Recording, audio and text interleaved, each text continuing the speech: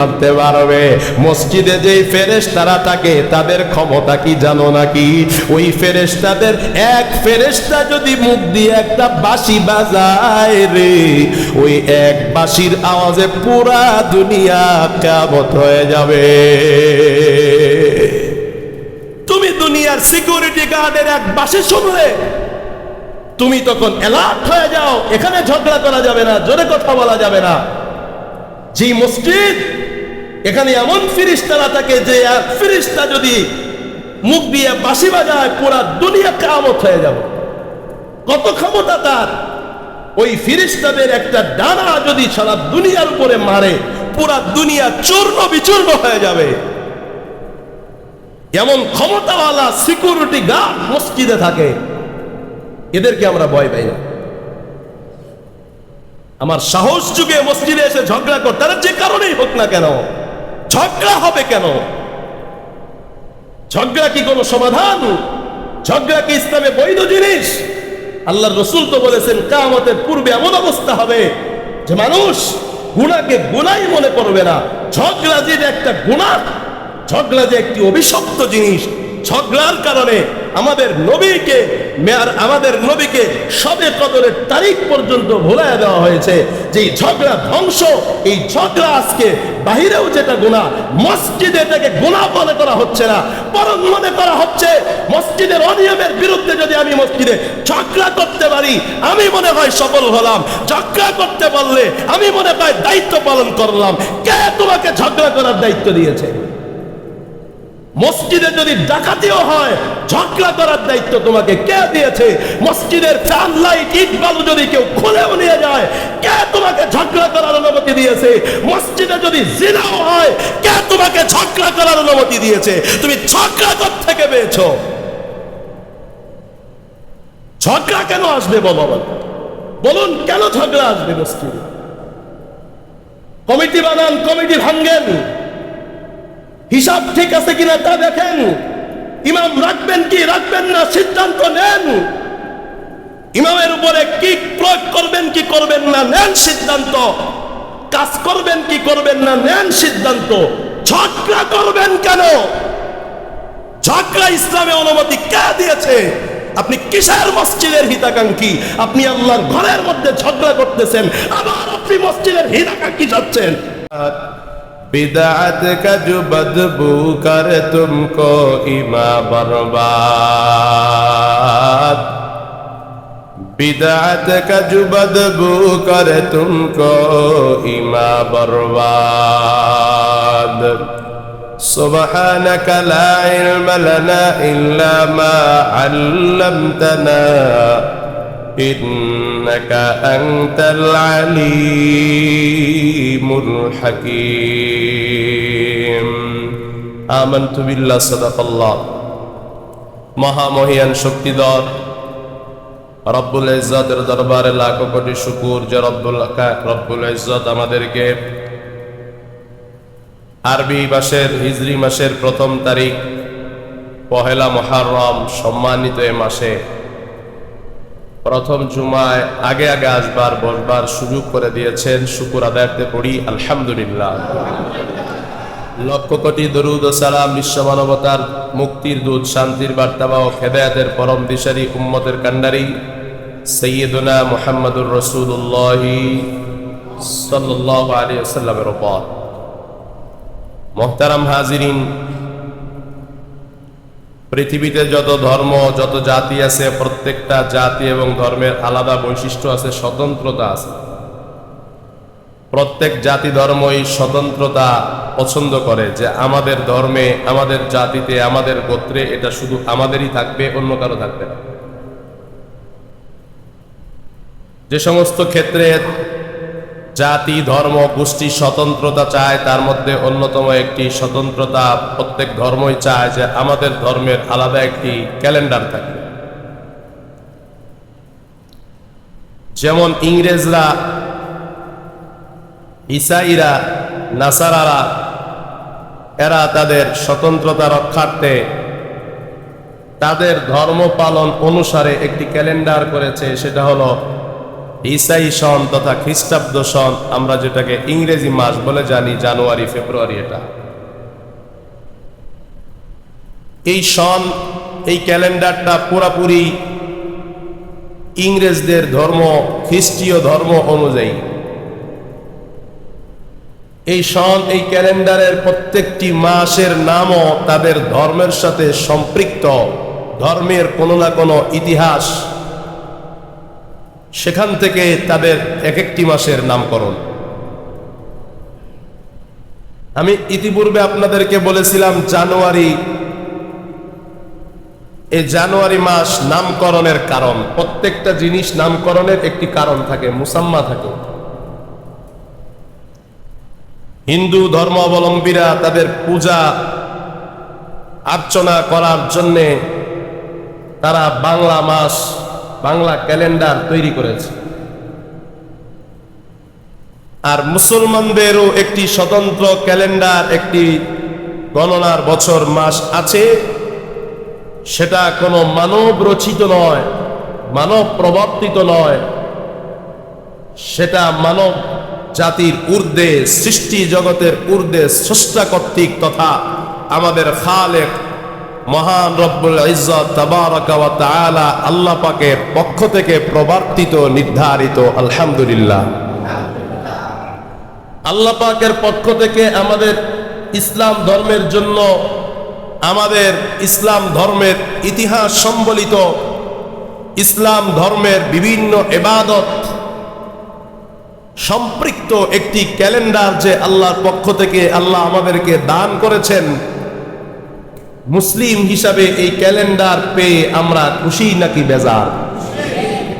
এই খুশি আমরা শুধু মুখে মুখে খুশি হলেই হবে না, কাজের মাধ্যমে আমাদের আনন্দটা, আমাদের আমরা যে এটা পেয়ে খুশি, আমাদের এই সন্তুষ্টিটা কাজের মাধ্যমে প্রকাশ করাই হলো আসল আমাদের কাজ।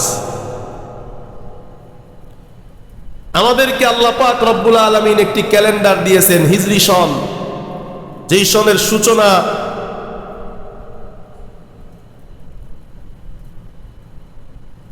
করা হয়েছে আমাদের নবীজির জীবনের, ইসলাম ধর্মের অন্যতম একটি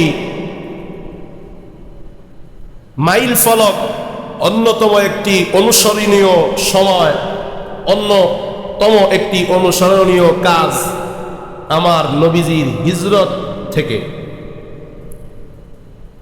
হিজরি সন মানে নবীজির হিজরতের সন, অর্থাৎ আমাদেরকে হিজরি সনটা, হিজরি বললেই বারবার বারবার আমাদের নবীজির বেদনাদায়ক হিজরতের কথা স্মরণ করিয়ে দেয়।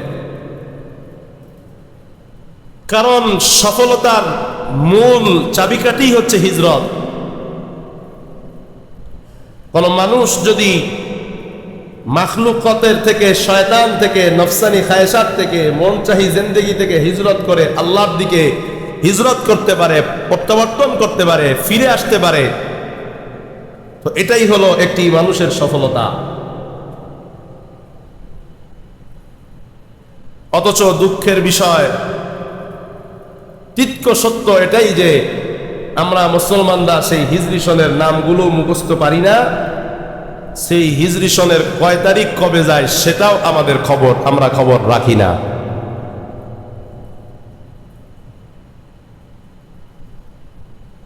অন্যান্য ধর্মাবলম্বীরা যেই সন শুরু করেছে সেটা তো তারাই নির্ধারণ করেছে, এজন্য কোন মাস কয় দিনে হয় এটা তারাই নির্ধারণ করে দিয়েছে। আর আমাদের এই সন গণনা তো আল্লাহ পাক শুরু করেছেন, আল্লাহ পাক প্রবর্তন করেছেন, আল্লাহ পাক সৃষ্টি করেছেন। এজন্য কোন মাস কত দিনে হবে এটা আমরা জানি না, এটা সম্পূর্ণ জানেন একমাত্র আল্লাহ। আল্লাহ চাঁদের মাধ্যমে যখন আমাদেরকে জানান, আল্লাহর দেওয়া নিয়ামত, চাঁদ দেখে আমরা কোন মাস কত দিনের হবে, কোন মাস কত দিনের হয় এটা আমরা জানতে পারি। অর্থাৎ আমাদের বোঝা দরকার, যেই সনের সাথে, যেই ক্যালেন্ডারের সাথে মুসলমানের হজ জড়িত, মুসলমানের রোজা জড়িত, মুসলমানের ঈদ জড়িত, ইত্যাদি ইত্যাদি, মুসলমানদের কোরবানি জড়িত, অনেক ইবাদত জড়িত, এই সন আমাদের প্রত্যেকেরই উচিত গণনায় রাখা, এই সন সম্পর্কে ধারণা রাখা, এই ক্যালেন্ডার সম্পর্কে জানা, এটা আমাদের উপরে ফরজে কিফায়া। জি ভাই, আমরা তো এই সনের গণনার হিসাব রাখবো তো ইনশাআল্লাহ। আল্লাহ আমাদেরকে তৌফিক দান করেন, পড়ি আমিন। এই সন, এই গণনা আল্লাহ পাক শুরু করেছেন। কোরআনে রব বলেন, ইন্না ইদ্দাতাশ শুহুরি ইনদাল্লাহি 12 শাহরা ফি কিতাবিল্লাহি ইয়াওমা খালাকাস সামাওয়াতি ওয়াল আরদা মিনহা আরবাতুন হুরুম যালিকাদ দীনুল কাইয়্যিম ফালা তাযলিমু ফিহিন্না আনফুসাকুম ওয়া কাতিলুল মুশরিকিনা কাফাতান কামা ইউকাতিলুনাকুম কাফা ওয়া'লামু আন্নাল্লাহা মা'আল মুত্তাকিন।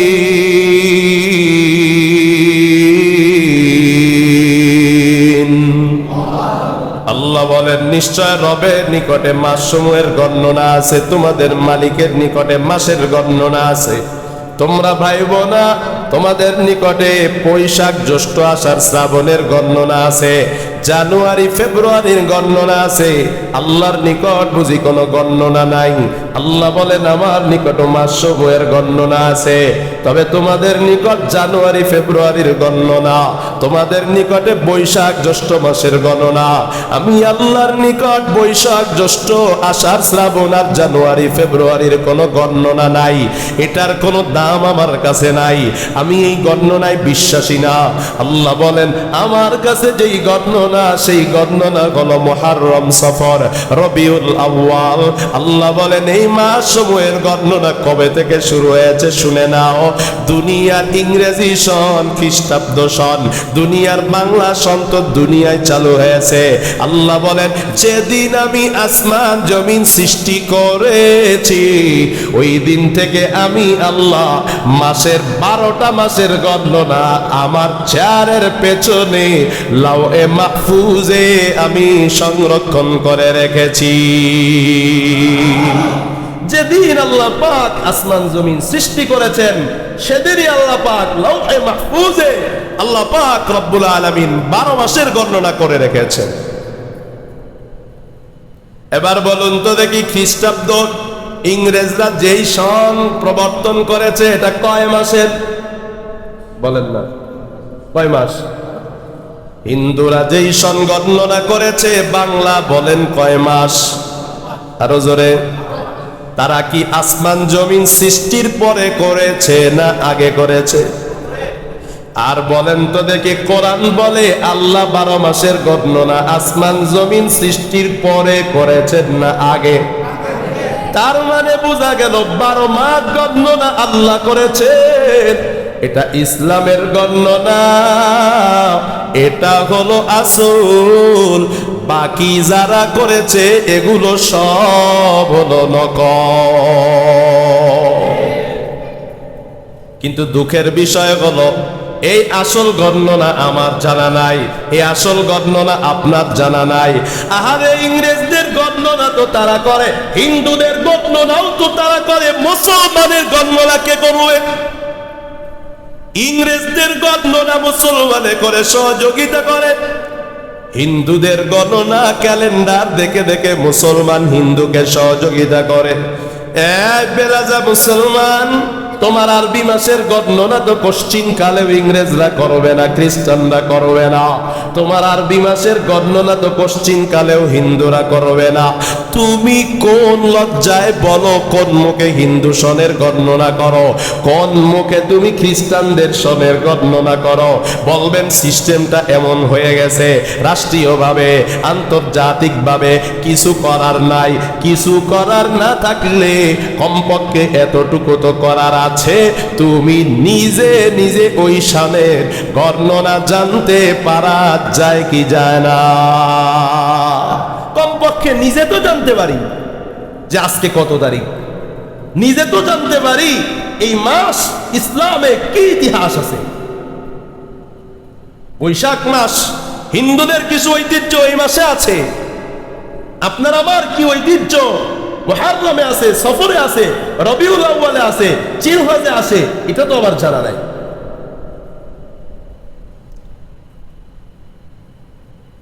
আল্লাহ বলেন এই 12টি মাসের মধ্যে 4টি মাসকে আমি আল্লাহ সম্মানিত করলাম। কন্যা কয়টি মাস? 4টি মাস। হাদিসে বুখারী শরীফে 4টি মাসের নাম আল্লাহর রাসূল বলে দিয়েছেন। 3টা মাস লাগাতার একসাথে, যুলকাদা যুলহিজ্জা অর্থাৎ জিলকদ জিলহজ আর মুহররম চলতি মাস, যেই মাসের আজকে 1 তারিখ। আর একটা মাস হলো রজব মাস। আমার নবী বলেন এই 4টি সম্মানিত মাস হলো এই আল্লাহর নিকটে সম্মানী, জিলকদ জিলহজ মুহররম আর রজব। আল্লাহ বলেন এই মাসগুলোতে তোমরা জুলুম করো না, এই মাসগুলোতে বাড়াবাড়ি করো না, নিজেদের সাথে জুলুম করো না। নিজের উপর আবার জুলুম কারে কয়? গুনাহ করাকে জুলুম বলে। আল্লাহ বলেন কোন মাসেই তো নাফরমানি করা যাবে না, তবে 4টি মাস সম্মানিত। সাবধান হে মুমিন, এই 4 মাসে তোমরা গুনাহের ধারে কাছেও যাইও না। জুলুম করো না মানে কি করো না? নাফরমানি করো না। কিছু কিছু সময় অপরাধটা ভারী হয়ে যায়, কাটা গায়ে লবণের ছিটা। এমনি সময় একটা কথা বললে কিছু মনে করে না, আর একজন আমাকে যেই বিষয়টা নিয়ে ঘায়েল করতেছে, এই সময় যদি আর একজন তাকে সায় দেয়, একটু লাকড়ি সংগ্রহ করে, তা কয় জায়গা পাইলি না, কাটা গায়ে বুঝি লবণের ছিটা দিলি। এই কথাটা তুই অন্য সময় বললে রাগ করতাম না, এই সময় তো বললে আমি মানতে পারি না। ঠিক তেমন ভাবে গুনাহ তো কখনোই করা যায় না, কিন্তু এই 4টি মাসে গুনাহ করলে গুনাহের ভারটা, ওজনটা বেশি হয়ে যায়, গুনাহের ক্ষতিটা তখন বেশি হয়ে যায়। আবার কিছু জায়গা আছে যেই জায়গাগুলোকে গুনাহ করলে মানা যায় না, অন্য জায়গায় গুনাহ করার থেকে সেই জায়গায় গুনাহ করলে গুনার ওজনটা ভারী হয়ে যায়, গুনাহের শাস্তিটা ডাবল হয়ে যায়। কয় কিভাবে? কয় যেমন মসজিদের বাইরে যদি গুনাহ করা হয়, এটার যে ভার ওজন, এটার যে ক্ষতি, মসজিদের ভেতরে গুনাহ করলে কি তার ক্ষতি সমান? বলেন না, সমান হবে? এটা ইবাদতের জায়গা, এখানে আবার কেন গুনাহ করবা? অতএব মসজিদের বাইরে কারো গীবত করা মসজিদের ভেতরে গীবত করা সমান নয়, মসজিদের বাইরে ঝগড়া করা মসজিদের ভেতরে ঝগড়া করা সমান নয়। আচ্ছা আপনারা আমাকে একটা কথা বলেন তো দেখি, ঝগড়া করা গুনাহ না সওয়াব? বলেন, এটা জানে না কে? আমার থেকে আপনারা ভালো জানেন। কি ও জানেন না? জানেননি? কিন্তু আমাদের হালাত এমন, মসজিদের বাইরের থেকে ভেতরে ঝগড়া বেশি করে, আল্লাহর ঘরে এসে ঝগড়া করে। এমপির বাড়িতে গিয়া কেউ ঝগড়া করতে পারে না, প্রফেসরের বাড়িতে গিয়ে কেউ ঝগড়া করতে পারে না, দুনিয়ার দামি দামি মানুষের বাড়িতে গিয়ে ঝগড়া করার সাহস পায় না। এমনকি গুলশান বনানীর রোড দিয়া জোরে গাড়ির হরেন বাজানোরও সাহস পায় না। কথা কয় না? সংসদ এলাকায় জোরে গাড়ির সাইরেন বাজানোর সাহস নাই, চিল্লাচিল্লি তো দূরের কথা।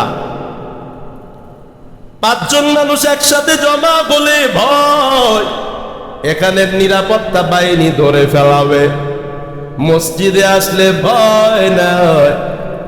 সংসদ ভবন এলাকা, গুলশান বনানী এলাকার থেকে মসজিদ তোমার কাছে কি হালকা মনে হইল? এটার দাম কি নাই রে? সংসদ ভবন এলাকায়, গুলশান বনানী এলাকায় সিকিউরিটি গার্ড আছে, মানুষ যে কোনো সময় মারা গেলে মাটি হয়ে যাবে। এই আল্লাহর ঘরে এমন সিকিউরিটি গার্ড আছে তোমরা চোখে দেখতে পাও না, এরা কোনো ফিরিস্তা, এরা নূরের তৈরি। তুমি তো ওই সিকিউরিটি গার্ডকে দেখো না, ওরা যদি তোমাকে একটা ফু দেয় তোমার কিন্তু বেঁচে ওঠা সম্ভব না। সংসদ এলাকায়, গুলশান বনানী এলাকায় ঝগড়া করলে হয়তো বা পিস্তল দিয়া গুলি করতেছেন, আবার আপনি মসজিদের দায়িত্ব পালন করতেছেন, আপনি ঝগড়া করতেছেন যেটা ইসলামে অভিশপ্ত, যেটা ইসলাম হারাম করেছেন। মসজিদের বাইরেও যেটা হারাম, মসজিদের ভেতরে আপনি সেটাকে বৈধ করে নিয়েছেন নিজের জন্য। আপনার মতো গাদ্দার ইতিহাসে আর কেউ হতে পারে না। আপনি কেন ঝগড়া করবেন মসজিদে? মসজিদ আল্লাহর ঘর, আপনার বাপ দাদার ঘর নয়। আপনি এখানে ঝগড়া করবেন? আপনার বাপ দাদার জমি হতে পারে, এই জমির মালিক আল্লাহ। আপনার বাপ দাদা সেই জমি দান করে মসজিদে দিয়েছেন, এটা ওয়াকফ হয়ে গিয়েছে। ওয়াকফ হোক বা না হোক, আপনার মালিকানায় থাকুক না কেন, যেহেতু নাম হয়েছে এটা আল্লাহর ঘর, এখানে নাফরমানি করলে নাফরমানির বদলা পাবেন ডাবল ডাবল। বাইরে ঝগড়া করলেই তো শাস্তি হবে, আপনি মসজিদে কোন সাহসে ঝগড়া করেন?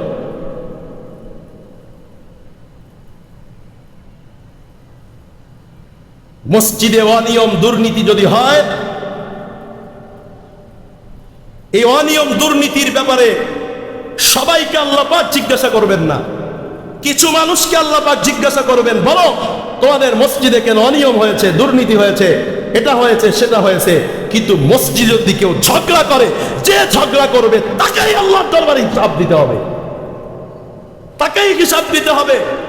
সে কমিটি হোক, সে চাচা হোক, সে ভাতিজা হোক, সে এলাকার হোক, সে ভাড়াটিয়া হোক, যেই হোক না কেন, যেই মসজিদে ঝগড়া করবে তাকেই আল্লাহর দরবারে আসামির কাঠগড়ায় দাঁড়াতে হবে।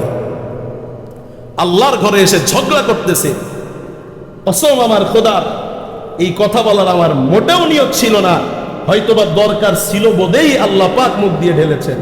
এই যে আমি মোতালা করে আসছি যে জুমায় আজকে কি বয়ান করব, এই মসজিদে ঝগড়ার বিষয়ে যে কথা বলবো, এটা আমার ব্রেনে মোটেও ছিল না। এখানে বসার পর মুহররম নিয়ে আলোচনা করতে গিয়া, মুহররম মাসে নাফরমানি করা খারাপ, অন্য মাসের থেকে এ মাসে গুনাহ করলে সেই গুনার ক্ষতি বেশি, আল্লাহ বেজার হন বেশি। আবার কিছু জায়গা আছে ওই জায়গা থেকে অন্য কিছু জায়গা আছে ওই জায়গায় গুনাহ করলে আল্লাহ বেজার হন বেশি। এ কথা বলতে গিয়ে এই কথা আসলো, মসজিদের বাইরে নাফরমানি করলে গুনাহ তো আছেই, মসজিদের ভেতরে করলে সেটার গুনাহ বেশি নাকি কম? দুই প্রকার গুনাহ, একটা তো গুনাহ করার গুনাহ, আর একটা হলো আল্লাহর সাথে বেয়াদবি করার গুনাহ, ফিরিস্তাদের সাথে বেয়াদবি করার গুনাহ। মসজিদ ভরা ফিরিস্তা থাকে, আপনি ফিরিস্তাদের সামনে ঝগড়া করতেছেন, আপনি ভাবলেনও না, নফল আদায় করতে গিয়া ফরজ ছুটে দিচ্ছেন, নফল আদায় করতে গিয়া ফরজ ছুটে ফেলতেছেন। আপনি মসজিদের কমিটি বানাবেন, কাকে আনবেন কাকে আনবেন না, এটা তো নফল। আর আপনি যে মসজিদের ঝগড়া থেকে বাঁচতে হবে, আপনাকে মসজিদে উচ্চস্বরে কথা বলা যাবে না, আরেকজনকে ঘায়েল করা যাবে না, আরেকজনকে কষ্ট দেওয়া যাবে না, এটা তো ফরজ, এটা তো আপনার ফরজ।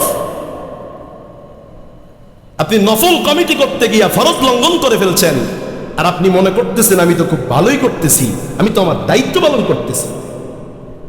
কি বলেন ভাইরা, ধারণা তো এমনই নাকি? মসজিদে যদি কেউ ঝগড়া করে তো সে তো এমন ধারণাই করে যে আমি আমার দায়িত্ব পালন করে ফেলতেছি, এটা তো আমার দায়িত্ব, কে করবে, আমি ছাড়া পৃথিবীতে আছে কে? আল্লাহ। মসজিদের ভেতরে গুনাহ করলে গুনার কোয়ালিটি বেড়ে যায়। এই মসজিদ থেকে মসজিদে আকসায় যদি কেউ গুনাহ করে আরো বেশি ক্ষতি হয়। একই গুনাহটা যদি কেউ নবীর মসজিদে করে তাইলে তার গুনার ভার ওজন আরো বেড়ে যায়। ওই একই গুনাহ যদি কেউ বাইতুল্লাহ করে তার ওজন আরো বেড়ে যায়। এক এক গুণ বাড়ে না, লক্ষ লক্ষ কোটি কোটি গুণ বাড়ে। এজন্য সাবধান, মসজিদে কোনো গুনাহ যেন আমার দ্বারা না হয়, হোক সেটা গীবতের গুনাহ, হোক সেটা মানুষকে কষ্ট দেওয়ার গুনাহ, হোক সেটা মিথ্যা কথা বলার গুনাহ, হোক সেটা ঝগড়া করার গুনাহ, সেটাই হোক না কেন মসজিদে যেন আমার দ্বারা কোনো গুনাহ না হয়, এটা আমাকে খেয়াল রাখছে। আল্লাহ আমাদের প্রত্যেককে তৌফিক দান করেন, মহাব্বতে পড়িয়া আমিন। আর রাগ করেছেন আপনারা? এটা আমার কোনো স্বার্থে বলেছি না, আপনার স্বার্থে বলেছি, আপনাকে বাঁচাবার জন্য বলেছি। ভাই, আপনি মসজিদে কোনো গুনাহ করেন না, গুনাহ তো দুনিয়াতে করতেছেন, ওই এই ঘরে এসেও গুনাহটা করেন না, কমপক্ষে মসজিদে নাফরমানি থেকে বাঁচেন। আল্লাহ আমাদেরকে তৌফিক দান করেন, পড়িয়া আমিন। তাহলে এই 4টি মাসে আমরা নাফরমানি থেকে বিশেষভাবে বেঁচে থাকবো, কারণ এই 4টি মাস আল্লাহর দরবারে সম্মানিত। এমনকি জাহেলি যুগে কাফেররা পর্যন্ত এই মাসগুলোতে যুদ্ধ করত না। অর্থাৎ এই 4টি মাস সম্মানই, এই সম্মান কাফের মুশরিকরা পর্যন্ত দিয়েছে, নবীর যুগের কাফেররা। কিন্তু আমার যুগের মুসলমান এই 4টি মাসকে সম্মান করে না। উচিত তো ছিল কাফেররা যেহেতু মুসলমানকে মারধর করতো না, যুদ্ধ করতো না এই 4টি মাসে, আমি কমপক্ষে 4টা মাস সুদ থেকে একটু বাঁচি, আমি কমপক্ষে 4টা মাস একটু মিথ্যা থেকে বাঁচি, আমি কমপক্ষে 4টা মাস যেহেতু আল্লাহর কাছে সম্মানী, আল্লাহ বলেছেন কোরআনের ঘোষণা, তো এই 4টি মাস কমপক্ষে আমি ঝগড়া থেকে বাঁচি, এই 4টি মাস কমপক্ষে আমি আমার চোখের গুনাহ থেকে বাঁচি, আমার নেশার গুনাহ থেকে বাঁচি, এই 4টি মাস কমপক্ষে আমি পর্দা করি, বেপর্দার গুনাহ থেকে কমপক্ষে 4টি মাস তো বাঁচি। যেহেতু এই 4টি মাস আল্লাহর কাছে সম্মানিত, জীবনে কোনোদিন আমাদের এমন অনুভূতি হয় নাই যে এই 4টি মাসে আলাদা করে আমাদেরকে একটু গুনাহ থেকে বাঁচতে হবে। অথচ আল্লাহ কোরআনে আদেশই দিয়েছেন, ফালা তাযলিমু ফীহিন্না আনফুসাকুম, এই 4 মাসে গুনাহ করো না, এটা আল্লাহর আদেশ। আল্লাহ আল্লাহ আমাদেরকে সহি সমঝ দান করেন, পড়ি আমিন।